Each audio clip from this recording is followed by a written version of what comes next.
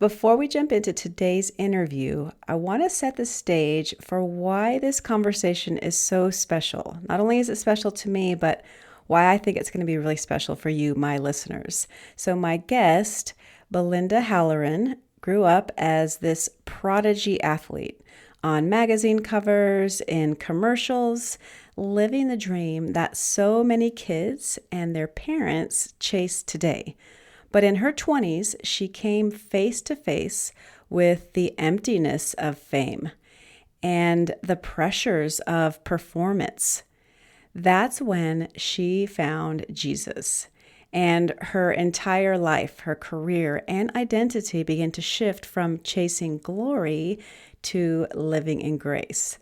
Belinda's faith journey is powerful. She talks about what it meant to stand boldly as a Christian athlete in the world of professional sport, where faith necessarily isn't always popular, and how that shaped the way she now coaches athletes as a sports psychologist and mental performance coach. And parents, I think you'll especially want to lean in because she gives some of the most beautiful advice I've ever heard for raising athletic kids. She says to let home be their refuge. Don't pile on more pressure about their performance. Instead, just let them be kids. Let them be your kids. Give them chores, play board games together, go to church, talk about life outside of sports, and remind them that they are first and foremost your son or daughter. That's the heart of today's conversation. Faith, family, and finding true identity in Christ, even in a performance-driven world. All right, y'all, let's get into my interview with Belinda Halloran, otherwise known as Coach B by her student athletes. I pray this episode blesses you.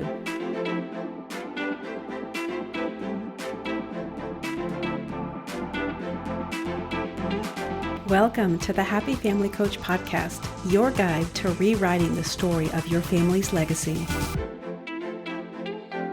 I'm Danielle Alvarez-Greer, here to help you navigate the twists and turns of family life, faith, and personal growth. Get ready for practical tools, spiritual insights, and heartfelt conversations to transform your family dynamic. Welcome to the Happy Family Coach Podcast, where real-life challenges meet real solutions. All right, let me pray for us, and then we can jump in. Right. Father God, thank you, Lord, for this opportunity. I just love, Lord, how you orchestrated our meeting, and Lord, I just look forward to our friendship continuing to grow and getting to know one another. Thank you for this opportunity for us to spur one another along. I know Belinda is wanting to. She's started a podcast. This has been a vision that you've given her, an idea that she's had on her heart. And so thank you for helping her to launch that. I pray that it's a success. I pray that it would bring you glory. I pray that she would bring help and healing and just mental clarity to those who need it. And so, Lord, I just pray you would bless her and her venture with the podcast and in her counseling and psychology, sports psychology practice. Bless our time together today. I pray it would glorify you. In Jesus' name, amen. Amen. Okay, everyone, I'm excited to share just a little story with you about Belinda Halloran, who I'm going to introduce to you shortly, but I love how God is in the details, right? He's in our stories and how we meet people. He loves to connect us. So several weeks ago, I think I may have mentioned it a few episodes back, my husband and I were in Northern California in Fort Jones for a marriage retreat that is part of JH Ranch at their Scott River Lodge. And it was this incredible experience of connection and intimacy and just awareness and closeness. And we just learned so much. And we added on a few days, 3 extra nights to that trip to do some wine tasting with some friends of ours who were at the retreat with us in Sonoma. So on our last day in Sonoma, my friend and I, Melissa, we decided to go into town to downtown Sonoma to do a little shopping. And we stopped for a coffee. It was really hot in this day, particularly hot in Northern California. It was out of the norm. So we stopped for an iced coffee, and I see this beautiful woman in this gorgeous dress with a beautiful wide-brimmed hat walking her dog. And I thought, oh my gosh. And so I tried to point her out quickly to my friend Melissa, but by the time she looked, this woman had already passed. And I thought, wow, you missed it. Her dress was beautiful. She was just this stunning woman. So we leave the coffee shop, and the next couple of stores down, this beautiful woman walks out of this boutique.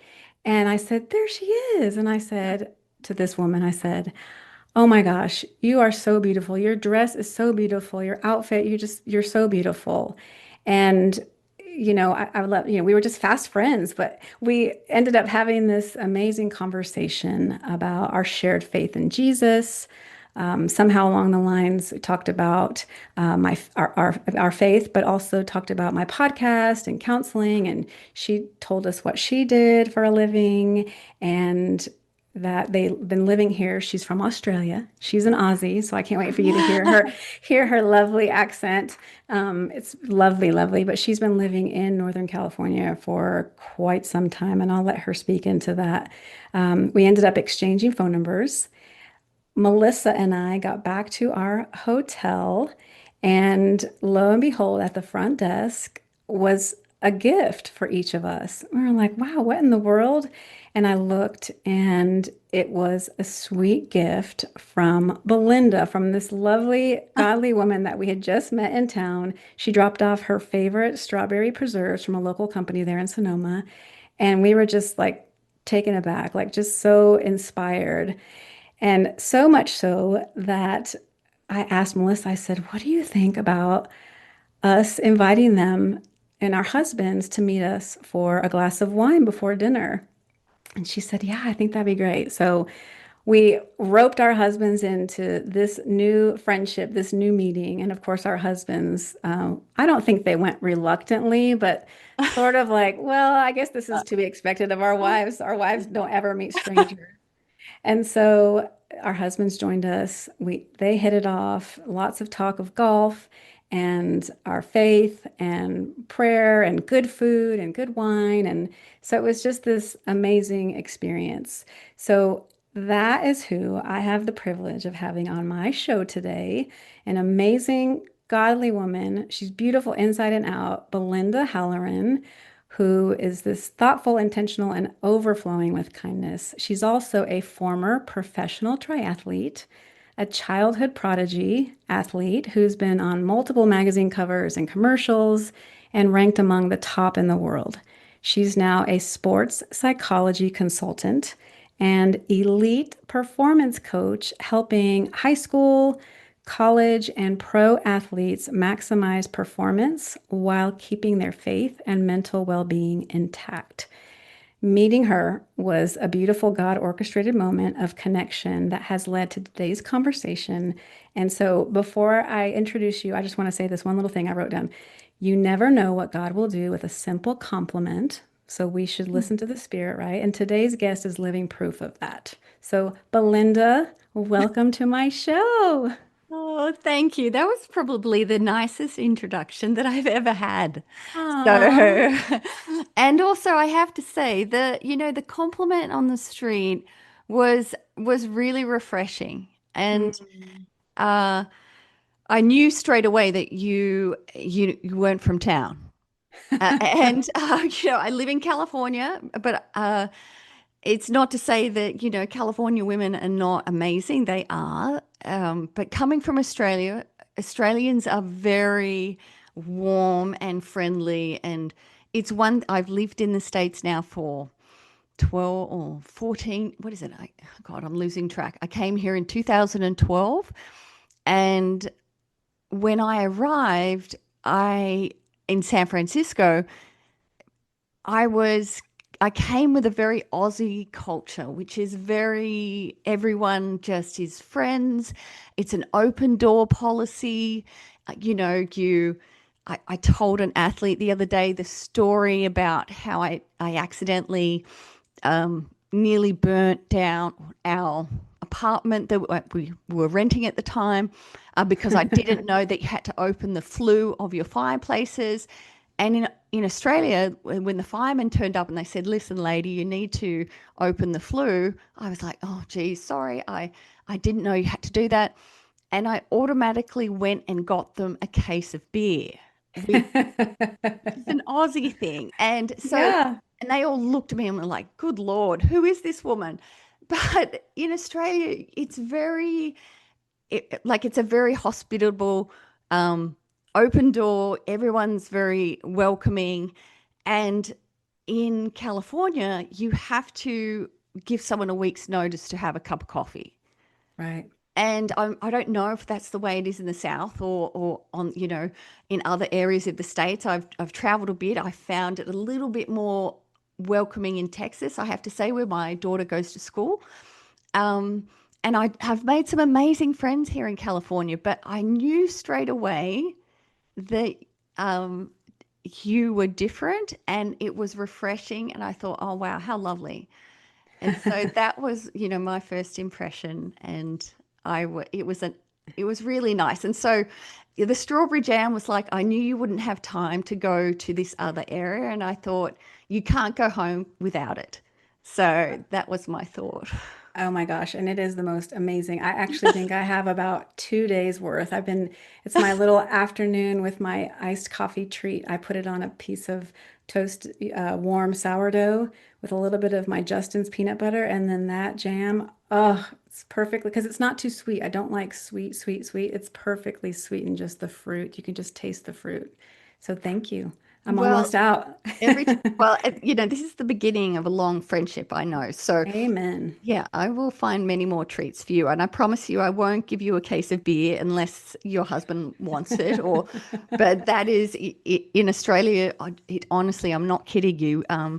Giving your servicemen, your garbage men at the end of the year, it's normally you'd leave a six pack on your garbage can as to say, hey, thanks for all you've done for the year. And these fireys that day were looked at me like I was from outer space. And I I was like, oh, this is normal. And they were like, really? I think we just think you're a bit of a nutcase. So I love it. Yeah, I think I would. So Tennessee is very much like that.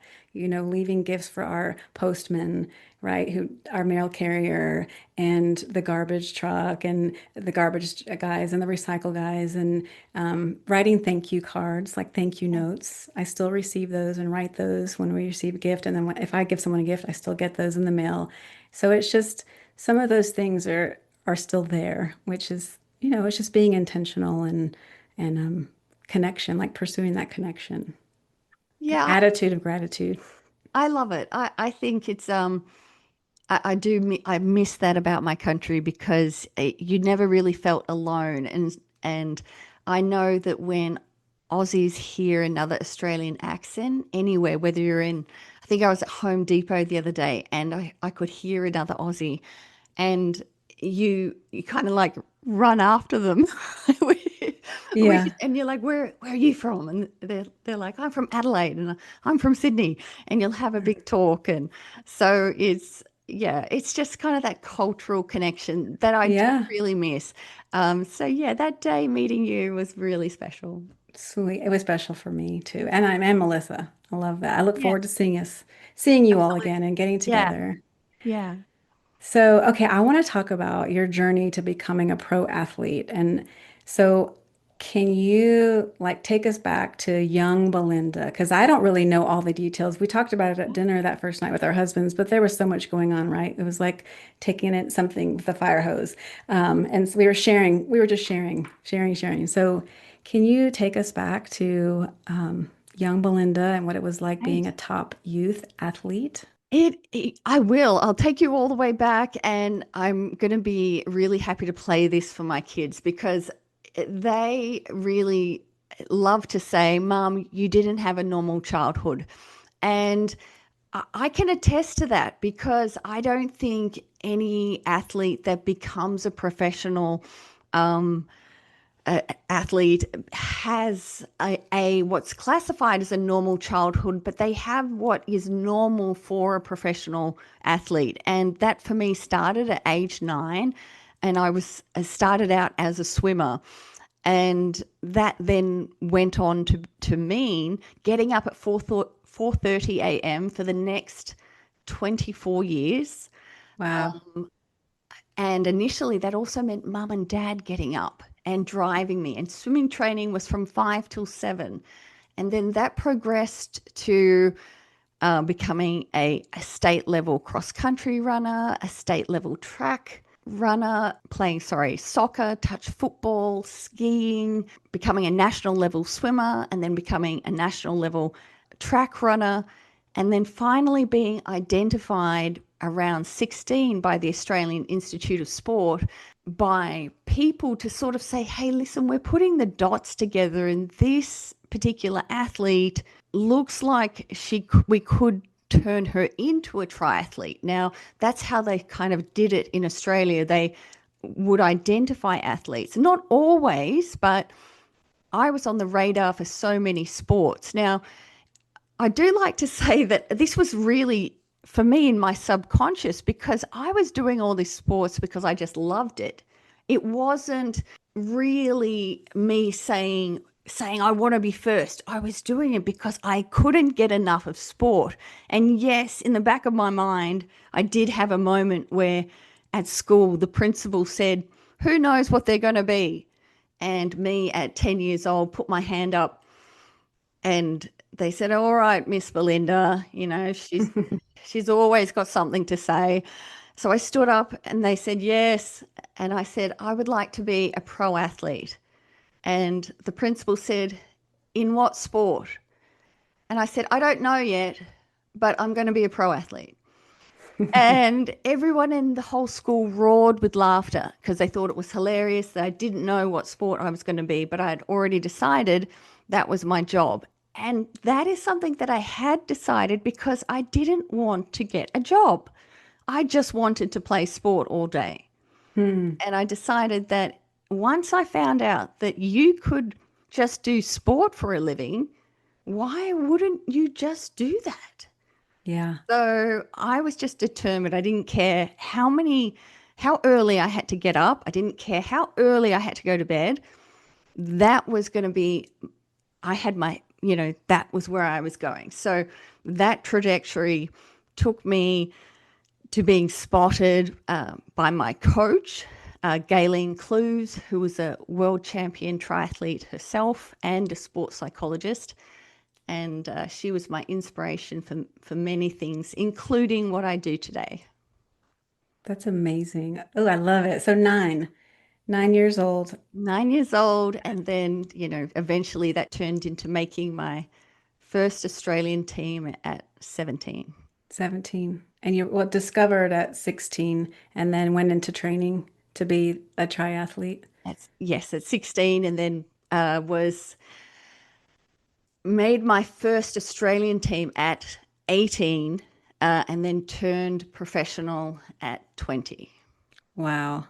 So back before your 20s, is that when you were on magazine covers and doing commercials and That's when it started. So, okay. it was, I was, being seen in the paper every week. I think people were getting sick of seeing my maiden name was Cheney, like Dick Cheney, the politicians. That's how I kind of reference it for Americans to understand because when you see my name, it was often mispronounced in Australia as Cheney. But when I got to the States, I thought everyone here knows how to say my maiden name correctly because of Dick Cheney. Yeah. And so I was in the paper literally every week for something. And then once I started to really hit the national level, then I started getting sponsors. And it helped that, and I don't mind saying this, and people will say, oh, she's a big head. But when you look okay, people do want to put you on the covers of magazine. They do Yeah. want you wearing products. And that was helpful. So mum and dad were like, yes, that's one less thing we have to buy. So that helped in the expensive world of sport. Right. Oh yeah, I know. I've been to the Lululemon store and that's not even really authentic sporting goods, but still Right. it's expensive. Well, my two daughters today cry, and because Lululemon Australia was one of my sponsors for nearly 10 years. Oh, wow. And when Audrey, my eldest, was just towards the end of my career, when she was, I think, aged from 2 to 4, there used to be a life-size picture of her and I doing a yoga pose, and she was right next to me. Oh, wow. And my girls go, Mum, why couldn't have you just kept that up? I'm like, Mum got old and slow. Unfortunately, for pro athletes, we have a shelf life of around about 32, 34. And then Yeah. they say, next. Yes. And that's Oh, yeah. exactly what happens. Okay. So getting all this attention, like, being noticed, and you are beautiful, you're stunning. So yes, I totally get that you do not have a big head, but yes, you were getting noticed. How did that sort of begin to shape your identity? Well, at first, I have two older brothers who quickly bring me down to size very quickly. And I have two wonderful parents who always kept me very grounded. I mean, my dad is a scientist and would often do Sudoku while I was competing. So there wasn't a lot of fanfare going on at home. And that, to be honest, was a blessing. So nobody really cared what Belinda did or where she came at home. So Right, I might have been a hero at the triathlon, but to be honest, nobody looked up from the football when I got home. right. Humbling, very humbling. It Kept you was humble. and it was like, go chop the wood. Right. So I'm going. Great job. We're really proud of you. Go unload the dishwasher. Go make your bed. Go do your chores. Go chop the wood. No, it was literally walk in the door, go chop the wood. So there, and that's kind of the Aussie way. And I am grateful for that because did have a lot of other people around me who were like, you're amazing, you're this and that. And it was along that path when I started to become a pro and was separated more from my family that I was surrounded by a lot of other very successful athletes who were surrounded by people who could see that, hey, if we stuck close to her, we could get the stuff that she was getting. And Mm, and so they had I guess, an alternative motive for being my friend. right. And at the time, I really couldn't see that. I was very naive. I had a very sheltered upbringing because I was either training, eating at school, or sleeping. I didn't have a social life. So I didn't have any relationships. Mm, I didn't have a lot of really close friendships. I had a best friend that I've had since third grade, Joanne. I love you. But everyone else was either a coach, a nutritionist, a sports scientist. They were lovely people, but I didn't really know what a real friendship was. And so when I got on the circuit and was being introduced to all these people, it was hard to know who was real and who was just there to gain something from me. And I worked out pretty quickly that a lot of people were not what they made out to be. right. Would you say that not really knowing how to navigate friendships, you say that's a cost to the lifestyle of being a pro athlete? Definitely. I think that, you spent your time with coaches and other athletes. And if you're a very successful athlete, you get told you're good all the time, or you get told you need to work harder. And so there's a tendency for athletes to become very self-absorbed. Mm, And there's no doubt in my mind that I was narcissistic for a huge part of the early part of my career. And I felt like I had to be, because if I didn't, it was only me looking after me, and I was the one everyone was counting on. And if I didn't produce, then I was letting down about 10 people supporting me. Plus, as I got more older, This became my sole source of income, paying a mortgage. And so as the pressure mounted, I became more and more focused on myself because it was either me, it was do or die. And so everybody else, you know, excuse the pun, can go to hell. Yeah. This is my opportunity. But with that, it becomes ruthless. And I really didn't like at one point who I was becoming. Yeah. And I know you met Jesus at some point in your 20s, right? So you shared just in our conversation when we met during dinner, and then in our notes that we've been going back and forth with preparing for this, but you shared that you became a Christian in your 20s. So would you say that just kind of where you were, was that what was going on in your heart at the time that you turned to Jesus? Like tell us about how you became a Christian.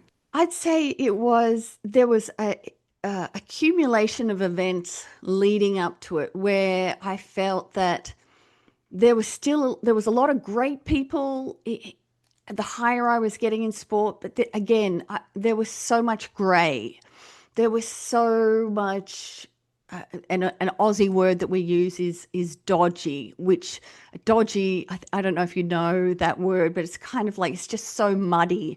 Yes. And I just couldn't work out who my friends were. But there was a particular moment right after probably my best performance of my career, and I had just won my first Ironman. I was in Malaysia, and I had beaten the world champion who had just won. She had just come off winning the Hawaiian Ironman, and her name was Natasha Badman, and she was a Swiss triathlete and Iron Woman champion.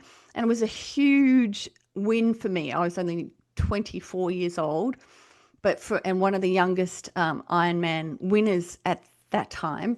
Hmm. And people were going crazy that I'd just beaten her. And I remember there was a lot of really good looking men who were married, who were suddenly interested, and I'd always found them like really attractive, but part of me was like, I know your wives and this is really off. Right. And I remember being in my hotel after this sort of huge achievement. I was looking out my hotel window, and I'm staying in this magnificent hotel, and I've got this huge trophy on my bed. I've just won this huge check, and I'm looking down, and there's a shanty hut with this family, and they're kind of like half naked. And I'm looking down at them, and there was just this moment because the little kids are in this like bucket of water being washed, Hmm. and they literally have nothing. And the dad is hosing them, and they're all laughing, and mum is cooking. And I just thought, look how happy they are. And, Hmm. and something just clicked in me like, that is like amazing. That's what I want. Like that, Yeah. they have nothing. They have absolutely nothing, and they have everything. And if you've ever been to Malaysia, they have very deep faith, different faith from a Christian faith. And the athletes that I was surrounded by, it wasn't a criticism of them. I was looking at myself. I was them. Hmm. And it was like, I need to really correct this ship. I really need to, I need to get a better foundation because where I'm heading is not where I want to be. And I Right. still want to, I still love my sport. I know that I'm talented, and I know that I've got a lot to offer, but I need to do something about who I am as a person. This is on me. This is not on the people that I'm with. That's their responsibility. But there's something that I'm allowing myself to hang out with these people. They're not forcing me. Right. It's kind of like I'm letting this influence permeate in me. And then I look out and see this family and realize that's what I want. And it's a stark contrast to the crowd I'm hanging out with. Right. And And I don't want to tarnish the triathlon community. Believe me, they're not all the pros were like this, and not all the triathletes were like this. It was just where I felt that myself as a narcissistic, person was heading at that time. I could just feel that I was changing, and I thought I need to change this. I need to establish my foundation of who it is I want to be, reestablish my values, and really learn from others. So I started going to church as soon as I got home. Wow. And they were Yeah. like, "Who is this? Isn't she that girl that's on that waterbed commercial that we see?" Yeah. They were What's like, going "I on? know." They were like, "Can you come to Bible study on Thursday night?" And I was like, "No, I have training." And they're like, "Oh, God, okay, she's just going to be here occasionally." So they weren't impressed that I was coming, but I was like, I need help. Yeah. I love that. I love that you just, and I mean, we know God's behind the scenes, right? Orchestrating all of that. So that, I love that. I love that you felt called. So when you returned home, home felt like maybe you would find community in church. Definitely. And I think one of the things I've always said to people when I tell people that I'm a Christian, and I think there's a huge misconception, is that when you say to people, I'm a Christian, you're saying, and this is my personal belief, you're saying, I need Jesus. I'm not saying I'm perfect. I'm saying I need God in my life, because if I don't have Jesus in my life, I will sin even more than I do. Yeah. Like I'm actually a broken person. So uh, I'm not putting out there, I'm a Christian because I'm a goody goody and I do everything right and I'm Right. looking down on you. No, I'm saying actually became a Christian because I need it. I need it in my life to keep me on track. And Yes. so many of my athletes are the same. They're saying, "Hey, I need it too, coach. Can you help me in that direction?" I'm like, 100%, buddy. I need it every day. And guess what? Every other day I fail. But Yes. Jesus goes, "It's okay, Belinda, because I already knew that you failed, you know, Yeah. and I take you back." Yeah. And grace. And Yeah, the, yeah, just the unbelievable grace and mercy that we are extended when we mess up and fumble and stumble and he just keeps on, you know, there's no doubt in his mind that he's going to welcome us back. It's just kind of like, yeah, come on. I knew you were going to do that. It's part of your sanctification. We're going to learn and grow from that. exactly. And there's no judgment, just like I give no judgment. I give no judgment to those who haven't found Jesus. I'm like, I want to help you, and it's, I'm here for you when you discover it, because it took a moment of looking out the window and having that stark comparison for me to discover it. Mhm. And maybe it was necessary in that moment for God to make that huge, play for me, and maybe it will be something else for you, but Right. it will happen, and it's all timing. It's God's timing. Yeah. So it's really important for me to make that point, because sometimes I've had snarky comments along the way, like, you're not so perfect, and I'm not perfect. Okay, so that's Me either. Welcome to the club. that's why I go. That's why I need it. Right. Yeah. That's why I cling and I cling to him and like because I want to look more like him, but I also know that, I'm a sinner. Right. Until the Lord says we're done and it's time for us to go home, like you and I are gonna be in that process of sanctification. Right. And we learn from our mistakes and he uses it for our good and for his glory. So yeah, I love that. I love how looking outside of your luxurious, I don't know if it was a luxurious hotel, but maybe it was, but looking, It was luxurious for Langkawi for sure. okay, Yeah. but looking down and seeing just this contrast and recognizing like, oh, wait, I have all of this, but I'm not. I'm Maybe not I'm like not that. enjoying it, or I'm not fully living in the moment, or I'm not present, or I'm not. I don't have that gratitude. I don't have that gratitude. I don't have that happiness. I don't have that reciprocal love that family has. And I want that. How do I get that? How do I just be happy with that? Because I don't think, I've been chasing something that, what am I chasing? In fact, yeah, what does this mean? Because up until this point, I just was thinking more wins was making me happy. But so far, commercials and magazine covers and more wins and being the best, beating the world champ kind of felt good for about half an hour. And then, Fleeting, it's yeah, temporary. right. It's all temporary. Yeah. And And the world promises, and our kids, you're probably seeing this with your teenagers. They're all teenagers, or there's some of them preteens. no, they're all teenagers. Yes. So with my young adults and with your teenagers, like we're seeing that there's just the world just constantly throw things at them. Like you can be happy if you have this, or if you do that, or if you post this, or if you have that, or if you have these friends, or if you dress a certain way, and if you join this sorority or this fraternity, and so the but that's famous from the beginning of time, right? In the Garden of Eden, that's how Satan tempted Adam and Eve. It's like that same old familiar, oh, don't you, God just didn't want you to eat this fruit because he didn't want you to be like him. But don't you want to be like him? Like, right? He promises us the world and joy and happiness and fame and fortune. And then it's like so empty. Yeah, It separates us from God's plan for our life. It separates us from the love of God.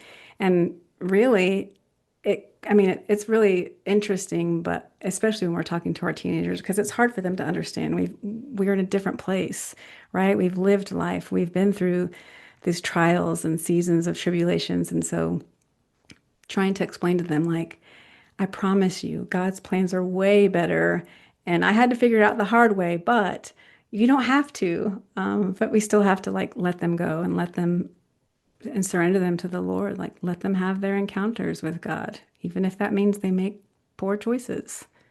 absolutely. And some of those poor choices are some of the best lessons that they can have. And, I was so grateful that I was able to develop a self-awareness at really quite such a young age, because it was a turning point for me. I still made a lot more mistakes, and look, I'm still making mistakes now. And there are parts of everybody's personality that, really never change. I still have an insatiable desire to win. I still have this killer streak in me that is still there. And you're more often opening my mouth and saying the wrong thing. And my husband's rolling his eyes and saying, Belinda, be quiet. And I'm often posting the wrong thing when I shouldn't. But it's also realizing that it's about smiling at other people in the supermarket. It's about not needing everything that opens and shuts. It's about saying to your kids, "Hey, be grateful." And I said to the boys, "Be kind to others when you go start high school this week." They've just started at high school. And it's not about being the most popular, like being the most popular kid at class. It's about sticking up for those who don't have anyone to sit with. It's if you see someone, being bullied. I said I was bullied at school because I was a little bit different. When you're a nerd and you're good at sport, you don't fit in anywhere because Hmm. the jocks go, she's smart. I don't think we really want her around. And the smart kids go, she's good at sport. We can't relate to her either. So you're kind of on your own on an island, and you get bullied just because you haven't done anything. People just go, oh, she's weird. Yeah. Um, so I said, that was me, guys. So just be kind. Just think to yourself, be kind. How would you like that? Treat others the way you want to be treated. Yeah. Be the hands and feet of Jesus. How Oh, can we be the hands and feet of Jesus every day with yeah. every person, whatever, whatever they look like, sound like, whatever they believe. Right. Yeah. What would Jesus do? Yeah, that's the Mm-hmm. easiest thing. Yeah, last track season, I was coaching and I printed out all these little rubber band things. I do these subtle things and I have these, who wants a Jesus band? And hand them out to anybody. I say, does anyone want a Jesus band? And some people go, yes. And some other people look at me and I go, not today. You don't want Jesus today? Okay, no problem. You know, Yeah. I love that. I can see you doing yeah. that. I And so love it. people just either don't know how to take me, and I'm just like, it's fine. Like, it's not today. Okay, it's not your day. And maybe one day, maybe never. Yeah. Right. Maybe, my dad is an atheist. I didn't grow up in a home that had that, and maybe one day that it'll evolve. It will. Does that stop me talking about it? No, I'll just No. talking. Yeah. You're sharing it. So what was you said in either in a conversation or maybe in the notes, but you said being a Christian in the pro athlete world was not popular. How did that show up in your career? Well, definitely at that time, we're talking when I first started, it was 1995 when I was a junior at World Juniors launching onto the stage. And 1995, 1996 was the World Juniors. And by the time I found Jesus, it was early 2000s. And in Australia, being an open, born again Christian was seen a little bit like a cult. And around about that time, Waco happened with that. Yes. Yeah. And so Yes. I remember the conversation I had at the table with my family when I said that I was becoming a Christian. The first thing that was said was Waco. And You're in a cult. I'm in a cult. And I said, no, no, it's not like that. I just go and I like the sermons. And I said, the people are really nice and the morning tea is really nice too. I really enjoyed it. But how that transpired into the world of my sport, the athletes were great. They were very respectful. Nobody really said anything. They just thought it was weird that I was praying.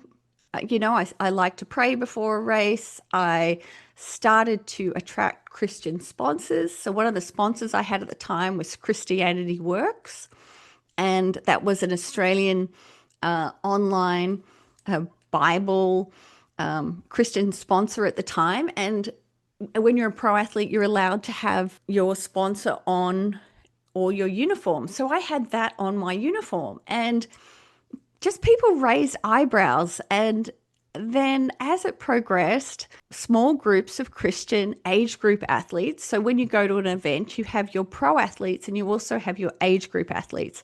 So I would give my testimony to age group athletes. So I guess you could, well, it wasn't a cult, but you could say I had my little disciples would come before triathlons and I would tell them about, the event that happened in Malaysia and having beaten a world champion and won some big events.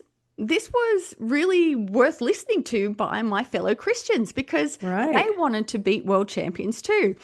So it kind of grew and grew, and it grew kind of worldwide. And at the time, I had a good little following. And so I loved it. They loved it. We all shared our testimonies. There was lots of hugging and praying. It was looked at as unusual.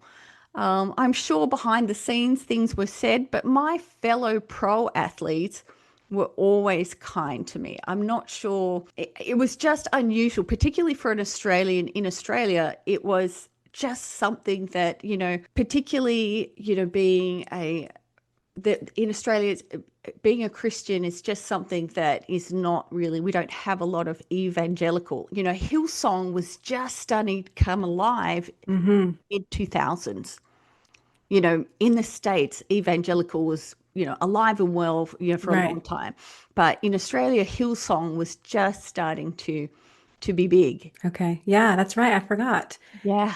You probably saw recently I posted my daughter and I went to the Hillsong London to one Right. of their services. It was great. It was really, really sweet. It was sweet to see. I mean, just so many. London is a melting pot, so how many different cultures and just to be praising, and it was beautiful.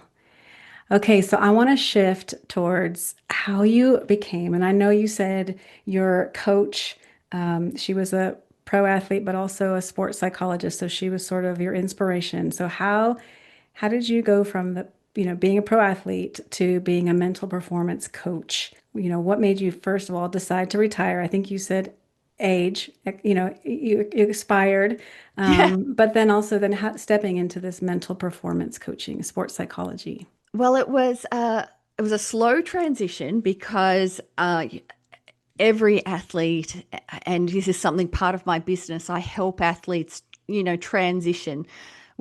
And when it's been such a big part of your life, and for me, it was a total of 24 years of really that whole journey of being a child athlete, having my childhood, my adolescence, my young adult, being an adult, getting married. Grant, my husband wasn't an athlete, but literally our whole lives were in the paper, on TV. I grew up under the spotlight and I enjoyed it. Right. I liked it. I liked being famous in Australia. I came to the States and I became Joe Nobody. And so that was massively hard for my ego. My ego was enormous. So before I came to the States. So that again was another God going, Pop, you have to be back down to size. And so, Uh, as you can see behind me, I hide in my office all day and surrounded by my little things just to try to keep my ego afloat. I love it. So this is like the kids call it my throne room. Yes. Um, but Your trophy room, your throne room, That's your, right. yes. Yeah. So I got to just hide it all in here. So I had this period, and this is another kind of part of awareness that I can reflect on. I couldn't let go of when I retired, I'd had two children, both had been on the circuit with me. That was Audrey and Drew. And then when I discovered that I was due with twins, it was like, okay, Belinda, you need to stop. One, you're getting slower. Two, you have twins coming. This is ridiculous.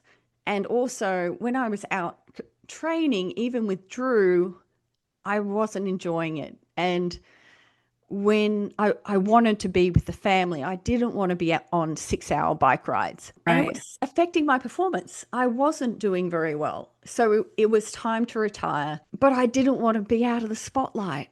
So what did I do? I became a politician because I wanted still be in, and also I wanted to still fight. I Right. wanted, as in sport, you fight to win. And so I transitioned into fighting in politics. And it was a bizarre transition, but I wanted to fight for causes that I felt hadn't been met. And part of that was youth, youth suicide, the disabled, and the elderly in a very affluent area where we were living at the time. But that's what I said I was doing. And I was very passionate about it. But when I psychoanalyze myself now, I can see that I really just wanted to stay in the spotlight. Wow. And I did for 4 years until Grant said, we're moving to the States. And then when we came to the States, I went back to school and reinvented myself and finally saw that the athletes in the States really weren't being looked after mentally as well as they should, compared to how I was as an athlete. And I just thought, there's a calling here to have more more mental performance coaching. They're not proactive enough. And this is purely my opinion. We're very good at reactive. We're very good at waiting for our athletes to have depression or to, and then we all rush to them with our psychologists and our psychiatrists, and we fix them afterwards. But we're not being proactive. We're not treating our athletes like, hey, you've got a weights trainer, you've got a nutritionist? Where's your brain coach? Where's your Right. mental performance coach? And I want to be that person who gets them before they're unwell. I want to Right. train you mentally so you're ready to race. You're ready for college. You're ready for pro sport. Not afterwards, after you've been mentally beat up by the coach who is old school. She doesn't mean to batter you down. It's just a style. Right. And I know it's hard for people to process that. Like, you can't do that. You can't talk to kids like that these days. But they do, because that's how they were coached. Mm-hmm. In my day, they chucked water bottles at your head. They did all these horrible things to you, but we just went, okay, get on with it. And that was a style of coaching. And sure, it's less and less, but there were some really great, tough coaches. And for some of those sports, you need them to be tough. Yeah. So I want to Well, be the one that prepares them. And so that's why I went to school for the next, 12 years. yeah. Wow, that's amazing. What would you say, what's the biggest mental hurdle like that you see, especially in the States, but you see athletes face today and maybe even Christian athletes? But what's the mental hurdle that you see? Wanting it all now. And I think that that's a generational thing, but Yes. not realizing it, that if you studied programming in college, you don't step out of college and become the CEO of a tech company. Okay. So the same thing applies in sport. You don't step out of high school and become a pro athlete. You Right. don't Instant step, gratification. They want instant gratification. they want to be the best tomorrow. No, you start with sweeping the floor. Okay. Right. And then you become the building manager. You have to start at the bottom, and you have to start at every level. You have to start at the bottom. The same applies. It doesn't matter how many years you did. It doesn't matter that you've been playing since you were 4. Even at college sport, and I did nearly 2 years with some of my research of working with the UCI men's water polo team and the UCI men's soccer team. In my experience, college sport is not professional sport. It's a high level sport, but it's not pro sport. So Right. they come out of it and they think they're ready for pro sport. You're not. You have to start again. You need to Right. go back to the basics and learn how to do everything, because at college you get everything taken care of for you. You don't Right. have all these trainers. In pro sport, you are on your own. Okay. So when I was, getting to the pro level, yes, I had everybody opening the door for me, testing me, this, that, and the other, until I had hit that point. And then I didn't go to the pro league in Europe. I went to Japan. I went to the Asian circuit, and I started there and went, I had a few big wins, but I had a lot of losses in between. So that was start at the bottom. Wow. Be patient Yeah. and hang in there. Yes. You've said that having faith helps athletes. A lot of them have faith. It helps them have balance. Can you unpack that for us? What you've seen? Well, I think one of the biggest things for me is that understanding that letting go of, there's a lot of things in sport that you cannot control. I'm often saying to my athletes, give it to God. If you're not sure what is going to happen next, just have faith and give it to God. Meaning that God often closes doors.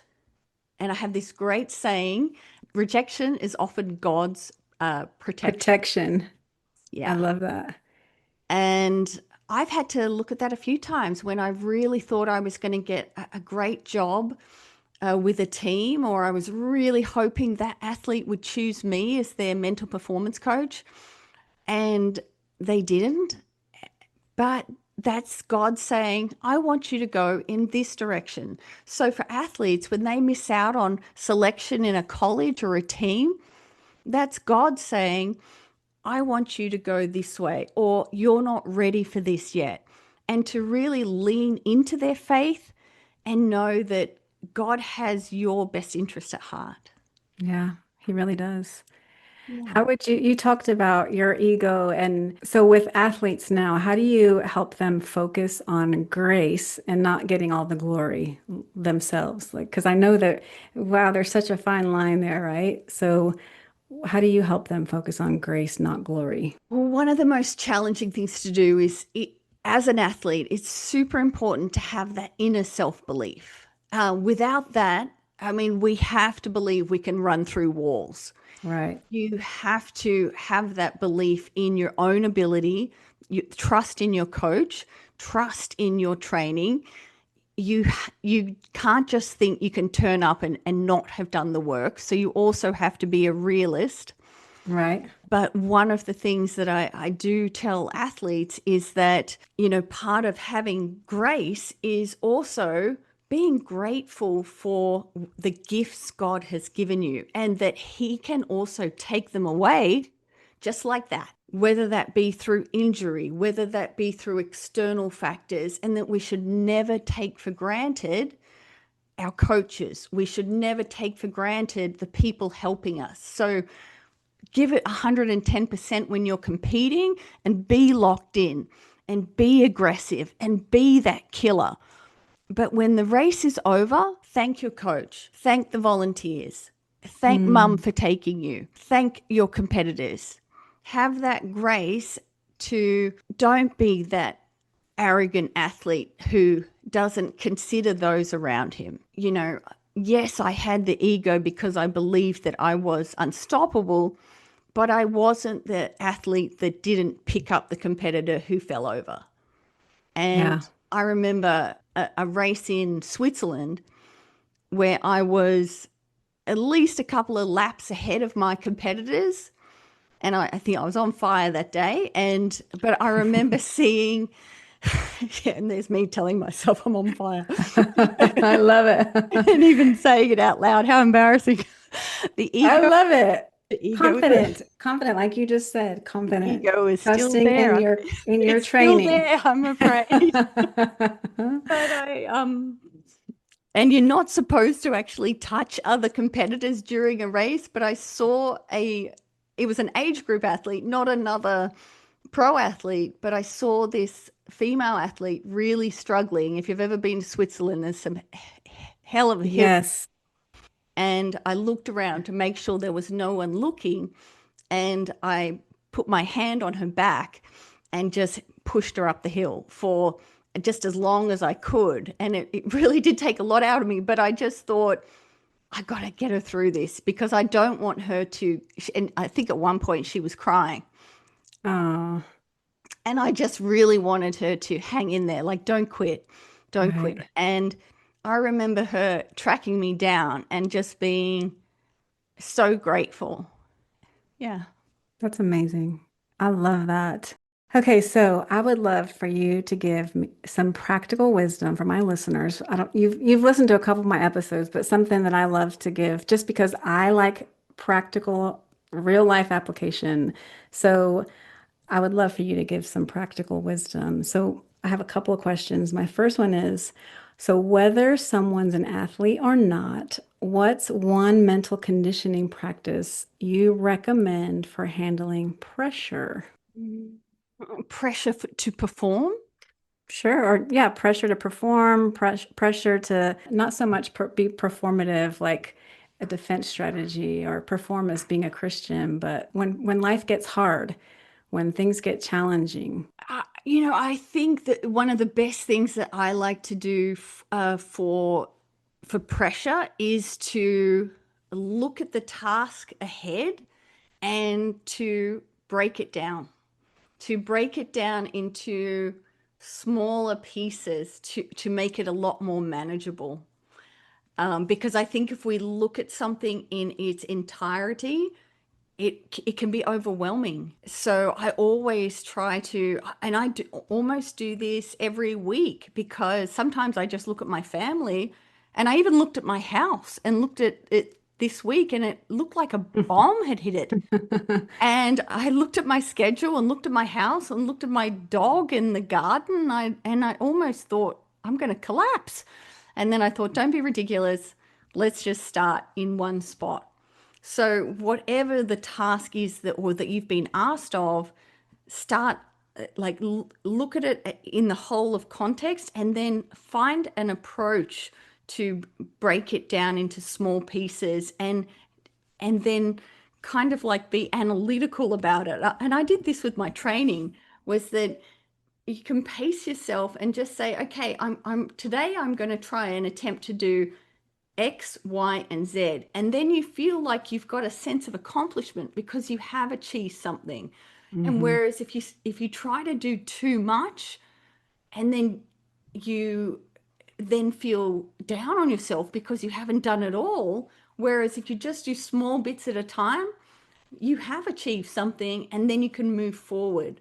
And sometimes I feel like we put pressure on ourselves to do it all, and you don't need to do it all. And I remember you Yeah. saying that once in one of your podcasts, which I really loved, about we often put self-inflicted pressure on ourselves because nobody is expecting us to do a Martha Stewart house, Right. us. Right. So why don't we just start with the laundry today? And I'm even just going to start with my desk. Right. And at least when I next sit down, it'll be clean and work in little small bits. And then we can, keep little bits of the house and we'll close the doors on the other areas. Yeah. Until it gets that done, we have one of those rooms also. It's a downstairs guest bedroom, Right. and for some reason, all of the stuff gets put in there when we're about to have dinner, and the house has not been cleaned up yet. Throw everything in that room. We're having a dinner party or something.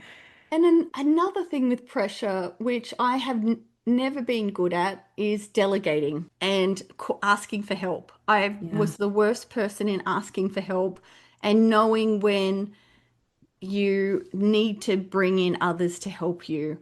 And even if that means I have to pay somebody, because when you look at, particularly when it comes to stress and your mental health, even if you can just say, hey, I need to have a little break and I need to ask someone to just help me out with something.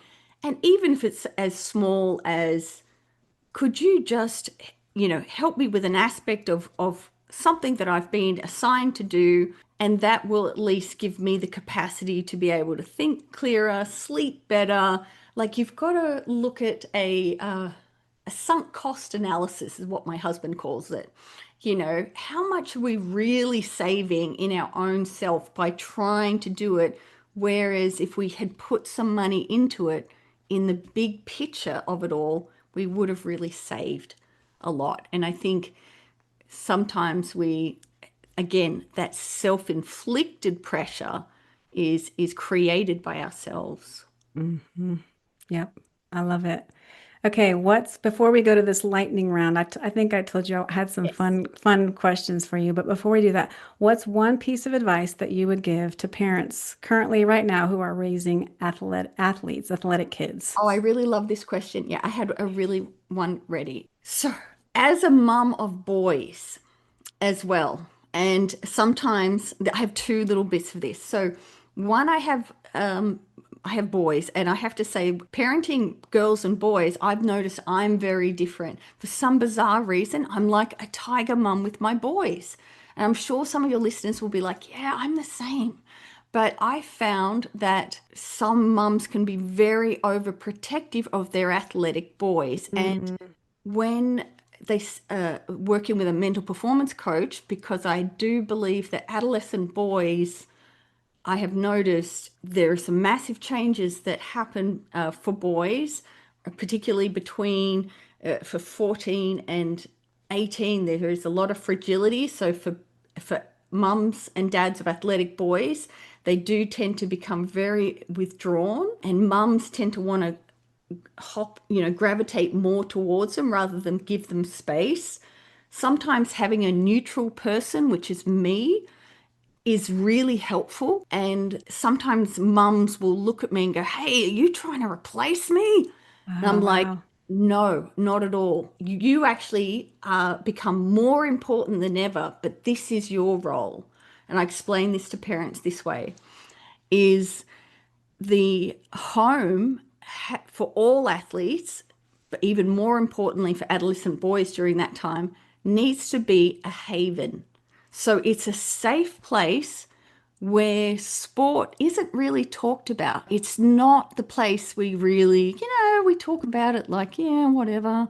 But if your child is becoming more and more competitive, particularly during adolescence, and sport needs to be kind of just put on the back burner because pressure starts building more and more as the athlete gets better, and it starts coming in from all angles, whether it be scouts at college, coaches, peers, Hmm. girls, people watching them. The media starts looking at them.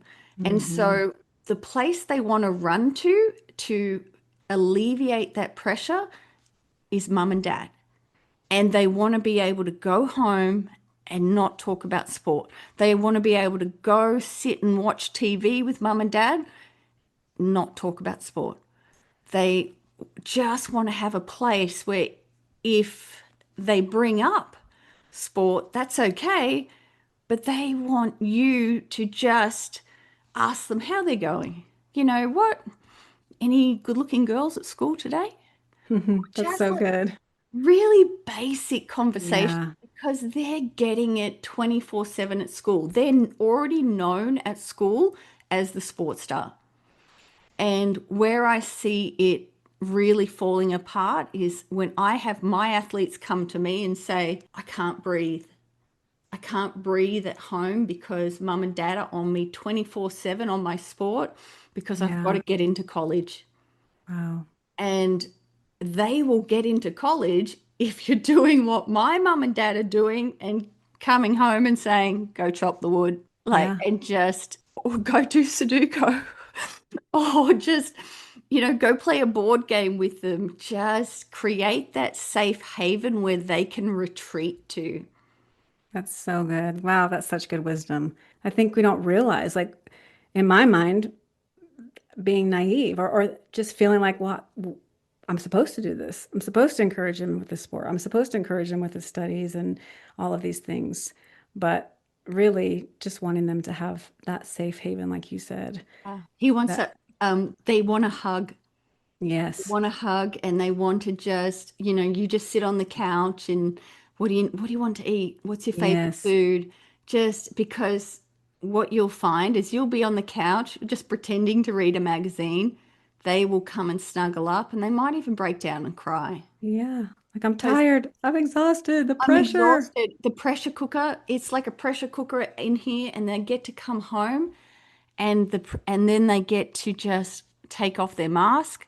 Hmm, Just go, thank goodness I have somewhere to just be, I can switch off.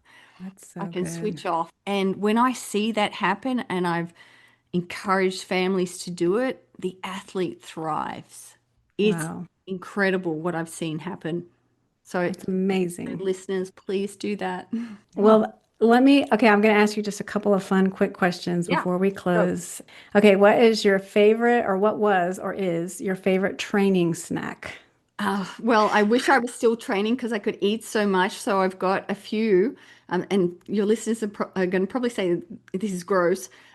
Rice cream pudding, the one you can get in a can. Yeah. Is it like rice pudding? Yeah, rice pudding, Okay. and even just making rice with brown sugar and cream on top because it's just pure carbs. Yeah. Just eat it. Peanut butter and banana sandwiches, avocado and Vegemite sandwiches were always great because I could eat Love them it. on the bike. I used to drink a lot of olive oil because that was good fats. You need to get a lot of Hmm. good fats in. This is a terrible thing to say, but I am still a big fan of McDonald's. McDonald's in particular, drive-through sausage egg muffin. Mm. Now, that Load was up. when I was burning masses of calories. Right. Today, if I looked at one, I would put on weight. Okay, next question. What is the most beautiful place that you've ever raced, competed? I would say in Brazil. Kona, definitely in Hawaii. I've raced Langkawi, Malaysia. I loved racing in South Korea. Parts of Japan. I also raced in Lausanne in Switzerland was one of my favorite. Mm, Riding around Lake Lausanne, what wow. we used to do for our training. Gordon's Bay in South Africa was definitely one of my favorites. Wow. Yeah. That's amazing. Okay, last question, and then I'll close. One Bible verse that keeps you grounded. I have two. Matthew 19:26. With man this is impossible, but with God all things are possible. Mm, And Romans 8:31. What then shall we say to this? If God is for us, who can be against us? I love that. Belinda, thank you so much for sharing your story, your heart, your wisdom, just your growth, just your testimony with us today. I really appreciate your time and your energy, and you're Yeah, beautiful, you're lovely. I love your testimony. I love your story. And thank you so thank much for you. sharing your wisdom, your knowledge. I want to know more about the sports psychology. I feel like we barely scratched the surface. So maybe we can look at having you come back on, as I mentioned a little while ago, and uh, Absolutely. and just sharing more wisdom. What the Lord, you have many gifts and talents that you can be the hands and feet for in the lane that the Lord's called you to, right? Working with athletes and the parents. Absolutely. And, I really do welcome any families out there. One of the things that I don't, with my business at coachbperformance.com, I don't predominantly like put it out there to say, hey, I'm a Christian. On my website, it's fairly evident on my social media that I am, but I allow my athletes to either share it themselves if they do, then we certainly talk about it. But if there are any Hmm. families that feel as though they need that level of support with their athletes or know of athletes or even just athletes that don't have faith that they feel, could benefit from that influence, I always start off with just an introduction, and it has to come from the athlete to want to start working with me. So we always have that kind of Right. introduction, and then if the athlete wants to move forward, it's their choice. Right. Okay, so tell my listeners, how can they reach you? How can they find you? Well, I think the best way to find me is definitely through my website at coachbperformance.com. Instagram at Coach Belinda Halloran. On my bio is all my details, whether it be WhatsApp, email, you name it. You can find me. There are so many ways on the bio that you can find me, and just drop me a line and I will get back to you. And yeah, we can connect, and there's no obligation in the first, introduction. It's just a chat. And if you go away and say, oh, this is not for us, that's like totally okay. I love that. And I will be sure in the show notes for this today's episode, I'll be sure to link your Instagram as well as your website and contact information. So if you didn't have a pen to write that down, you can find it in the show notes. All right, y'all. Let's bring this to a close. I just want to thank you again, Belinda, for sharing your story and your heart with us today. What I love most about this conversation is how Belinda's journey reminds us that performance, whether in sports, business, or life, is never just about achievement. It's about who we're becoming in the process and keeping Jesus at the center of it all. Y'all, if this episode inspired you in any way, I would love for you to share it with someone who needs encouragement today. Maybe a young athlete, a coach, or a parent who is in the midst of raising kids in this competitive sports world.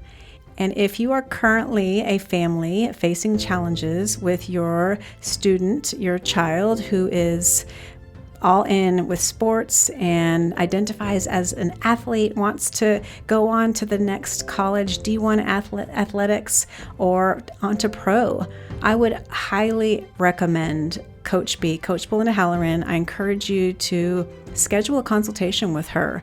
She would absolutely love to walk alongside you, your son or daughter, and your family through this mental health performance coaching. She's amazing. You can find all of her information below in today's show notes. And you can always go to her Instagram page, Coach Belinda Halloran, where, as she mentioned earlier, you can find all of her contact information there in her bio. Okay, until next time, I want you to remember grace over glory, Jesus over everything, and you never know what God can do with one simple act of kindness. I love you all. God bless you. I will see you next week.